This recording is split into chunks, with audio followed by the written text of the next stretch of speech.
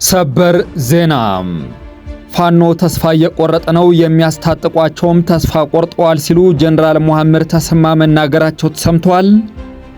በትንታኔ የምነግራችሁ ይሆናል።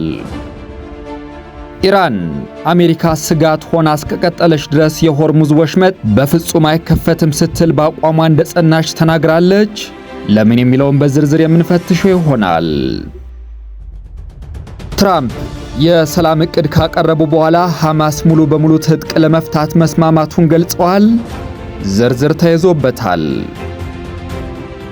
ቻይና ለኢራን በመቶዎች የሚቆጠሩ ሚሳኤሎችን ልትሸጥ ነው መባሉን አስተባበለች። በዝርዝር እነግራችኋለሁ።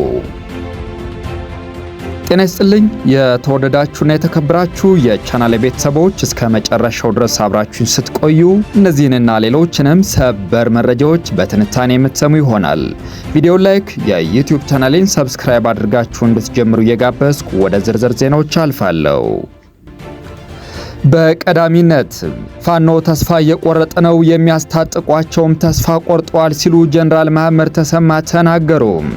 የአማራ ክልሉ የትጥቅ ግጭት መልኩን እየቀየረ ባለበት በዚህን ወቅት የመከላከያ ከፍተኛ ወታደራዊ መኮንኖች በተለያዩ ከተሞች ከክልሉ አመራሮች ጋር ስብሰባዎችን እያደረጉ ነው።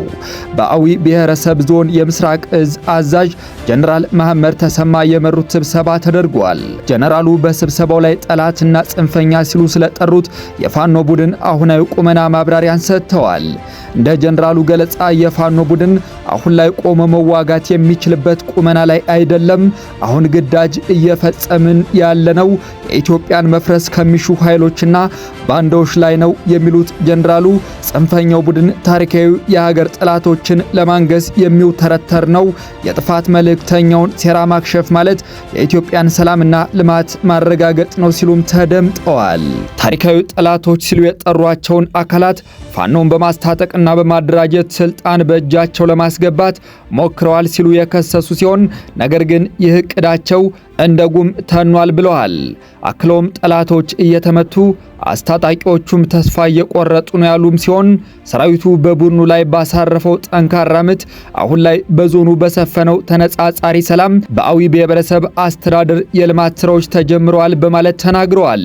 ጠላት ተመቶ በአንድ ቦታ መዋል ማደር የማይችልበት ደረጃ በመድረሱ ተስፋ እየቆረጠ ነው። ይህም የሆነበት ምክንያት ሰራዊቱና ብሔረሰብ አስተዳደሩ ባመጡት ድል ነው ሲሉ ንግግራቸውን ቋጭተዋል። አሜሪካ ስጋት ሆና እስከቀጠለች ድረስ የሆርሙዝ ወሽመጥ አይከፈትም ስትል ኢራን አስታወቀች። አሜሪካ ስጋት ሆና እስከቀጠለች ድረስ የሆርሙዝ ወሽመጥ አይከፈትም ስትል ኢራን አስታወቀች። የኢራን እስላማዊ አብዮታዊ ዘብ ባወጣው መግለጫ አሜሪካ ስጋት ሆና እስከቀጠለች ድረስ የሆርሙዝ ወሽመጥ ዳግመኛ አይከፈትም ሲል አቋሙን አስታውቋል። የአሜሪካ ባለስልጣናት ማስፈራራትና ማጋነን የሚቀጥሉ ከሆነ እንዲሁም አሜሪካ በቀጠናው በሚገኘው ዓለም አቀፍ ውሃ ላይ የምታደርገው እንቅስቃሴ እስከቀጠለ ድረስ የሆርሙዝ ወሽመጥ እንደማይከፈት አብዮታዊ ዘቡ አመልክቷል። የኢራን መንግስት የሚያስተዳድረው ኢርና እንደዘገበው የአገሪቱ ጦር ዛቻና ማስፈራሪያ ነገሩን የበለጠ የሚያባብስና የሚያጧጡፍ ነው ሲል አስጠንቅቋል። አገራትን በስም ባይጠቅስም ወራሪዎችን የሚረዱ ሀገራት ባህሪያቸውን ካላስተካከሉ ከፍተኛ ቅጣት ይጠበቅባቸዋል ብለዋል። በሆርሙዝ ወሽመጥ በስተደቡብ በኩል ደህንነቱ ባልተጠበቀ መንገድ ለማለፍ የሞከሩ 2 ነዳጅ ጫኝ መርከቦች ትላንት ምሽት እንዲመለሱ መደረጉን አስታውቋል። የአሜሪካ ማዕከላዊ እዝ ሴንትኮም የኢራን እስላማዊ አብዮታዊ ዘብ በሆርሙዝ ወሽመጥ ላይ መርከቦች የሚያልፉበትን መንገድ መወሰን አይችልም ብለዋል። ዶናልድ ጄ ትራምፕ የሰላም እቅድ ካቀረቡ በኋላ ሐማስ ሙሉ በሙሉ ትጥቅ ለመፍታት መስማማቱን ገለጹ። የአሜሪካው ፕሬዚደንት ዶናልድ ትራምፕ ሐማስ ትጥቅ ለመፍታት መስማማቱንና ጋዛን ከወታደራዊ እንቅስቃሴ ነፃ እንደሚያደርግ አስታውቀዋል። ትራምፕ ሐሙስ ዕለት ምሽት ከስምምነት ላይ መደረሱን ይፋ ያደረጉ ሲሆን ይህም ያቀረቡትን የሰላም እቅድ ወደ ተግባር ለማስገባት ከፍተኛ እምርታ ነው ተብሏል። በዚህ ስምምነት መሰረት ጋዛ በአሜሪካ የሚመራው የሰላም ቦርድ በሚቆጣጠረው የፍልስጤም የቴክኖክራቶች መንግስት መተዳደር ትጀምራለች። ሐሙስ ዕለት ትራምፕ በትሩዝ ሶሻል ሚዲያ ድረገጻቸው ላይ ይህ ለዘላቂ ሰላምና ደህንነት ወሳኝ እርምጃ ነው ሲሉ ጽፈዋል። አክለውም የስምምነት በመጨረሻም የፍልስጤምን ሕዝብ ለመርዳት ከሰላም ቦርድ ጋር በቅርበት የሚሰራ አዲስ የፍልስጤም መንግስት ጋዛን እንዲያስተዳድር ለማድረግ ወሳኝ እርምጃ ነው ሲሉ ጽፈዋል። በስምምነቱ መሰረት የእስራኤል ወታደሮች አካባቢውን ለቀውም ይወጣሉ ብለዋል። ስምምነቱ የተደረሰው የሐማስ ባለስልጣናት፣ የሰላም ቦርዱ አባላት፣ የግብፅ ኳታርና ቱርክ አደራዳሪዎች በተገኙበት ነው። የሐማስ ባለስልጣናት ትጥቅ በመፍታትና የእስራኤል ጦር የጋዛ ሰርጥን ለቆ እንዲወጣ ከስምምነት መደረሱን አረጋግጠዋል። ባለስልጣናቱ የሰላም ቦርድና አደራዳሪዎቹ እስራኤል በስምምነት ላይ ለተዘረዘሩት ነጥቦች ተገዥ እንድትሆን እንደሚያደርጉ ያላቸውን ጽኑ እምነት ተናግረዋል። የሐማስ የድርድር ቡድን አባል የሆኑት ጋዚ ሐማድ ቡድኑ በጋዛ ሰርጥ የሚገኙ ህዝቦቻችንን ከግድያና ከመፈናቀል ለመታደግ ሲባል ስምምነቶችን እያደረጉ መሆኑን ተናግረዋል። እስራኤል እስካሁን ድረስ በጉዳዩ ላይ ምንም አይነት አስተያየት አልሰጠችም። በሚያዝያ ወር ሐማስ በትራምፕ የቀረበውን የሰላም ቦርድ ጥረት ጋር በተያያዘ የቀረበውን ትጥቅ የመፍታት ቅድመ ሁኔታ ውድቅ አድርጎ ነበር። ሐማስ መስከረም 26 2016 ዓ.ም እስራኤል ላይ ጥቃት ከፈጸመ በኋላ የእስራኤል ጦር ባካሄደው መጠነ ሰፊ ወታደራዊ እርምጃ የጋዛ መሠረተ ልማቶች ወድመዋል፣ ዜጎችም ተፈናቅለዋል። የአሜሪካ ባለስልጣናት ሐማስ ትጥቅ ከፈታ በኋላ እስራኤል ከጋዛ ለመውጣት ተስማማ እንደሆን ተጠይቀው ሲመልሱ እስራኤልን የምንጠይቃት በመጀመሪያ ደረጃ ከተስማሙበት የ20 ነጥብ እቅድ ውጭ ሌላ ነገር አይደለም፣ ስለዚህም እቅዱን እንደሚያከብሩት ሙሉ ለሙሉ እምነት አለን ሲሉ ምላሽ ሰጥተዋል። እስራኤል በ20 ነጥብ እቅዱ መሰረት ላለመውጣት ከወሰነች ትራምፕ እጅግ እንደሚያዝኑ ባለስልጣኑ ጨምረው ገልጸዋል።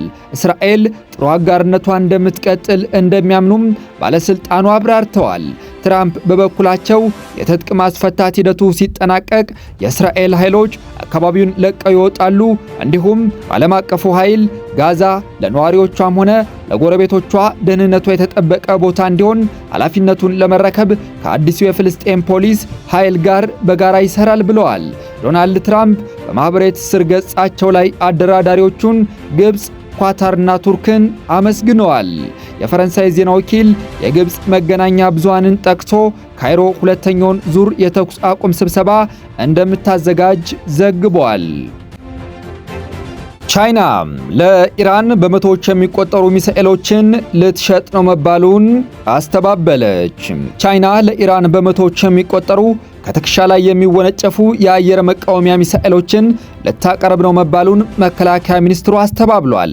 የጦር መሳሪያ ሽያጩን በተመለከተ ስለቀረበው ሪፖርት የተጠየቁት የቻይና መከላከያ ሚኒስቴር ቃል አቀባይ ጂያን ፍቢን በሰጡት ምላሽ ሐሰት ሲሉ፣ የአገሪቱ የውጭ ጉዳይ ሚኒስቴር ደግሞ ዘገባውን መሰረተ ቢስ ነው ብሎታል። ሮይተርስ ጉዳዩን በቅርበት የሚያውቁ 3 ምንጮችን ጠቅሶ ቻይና በጥቂት ሳምንታት ውስጥ የመጀመሪያዎቹን ከ300 እስከ 400 የሚደርሱ ቻይና ሰራሽ የአየር መከላከያ መሳሪያዎችን ለኢራን እንደምታቀርብ ዘግቦ ነበር። በስምምነቱ QW12 እና FN16 የተባሉ ሚሳኤሎችን ጨምሮ ዋጋቸው ከ60 እስከ 70 ሚሊዮን ዶላር የሚወጡ የጦር መሳሪያዎችን ቻይና ለኢራን እንደምታቀርብ ገልጿል። የመጀመሪያዎቹ የጦር መሳሪያዎች በምዕራብ ቻይና ከምትገኘው ከተማ ኡሩምኪ ተነስተው በፓኪስታን በኩል ወደ ኢራን እንደሚጓጓዙ የሮይተርስ ምንጮች ተናግረዋል።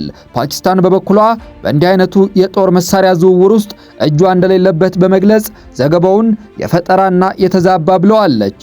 QW12 እና FN16 የአየር መከላከያ መሳሪያዎች ከምድር ወደ አየር የሚወነጨፉና በዝቅተኛ ከፍተኛ የሚበሩ የአውሮፕላኖችን፣ የሄሊኮፕተሮችን እንዲሁም የድሮኖችን ሙቀት በመከተል ኢላማቸውን የሚመቱ ናቸው።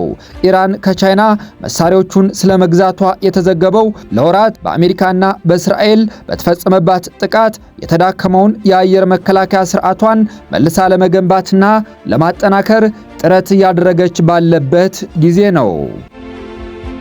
በመጨረሻም ዩክሬን በሩሲያ ቮሎጎግራድ ግዛት በሚገኙ የነዳጅ ማጣሪያና የሎጂስቲክስ ማዕከል ላይ የድሮን ጥቃት ፈጸመች።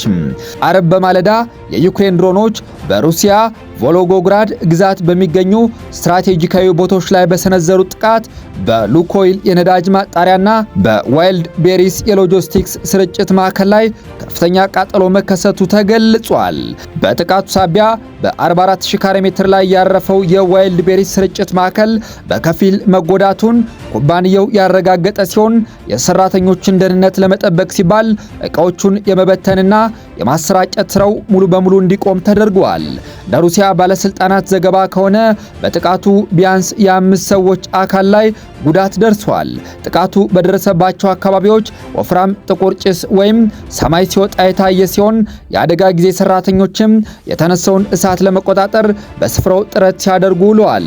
ይህ አዲስ ጥቃት ዩክሬን የሩሲያን የኃይል መሰረተ ልማቶች፣ የሎጂስቲክስ ማዕከላትና የንግድ አቅርቦት መረቦችን ኢላማ በማድረግ እያካሄደች ያለችው ሰፊ ዘመቻ አካል እንደሆነ ተመላክቷል። የተወደዳችሁ የቻናል ቤተሰቦች ለዕለቱ ያስኳቸው ሀገራዊና ዓለም አቀፋዊ ሰበር መረጃዎችን በዚሁ አጠናቀቅኩ። ቪዲዮውን ላይክ፣ ቻናሌን ሰብስክራይብ እያደረጋችሁ የሚዲያው አጋር ይሁኑ እያልኩ ሰላም እንድትቆዩ ተመኘው።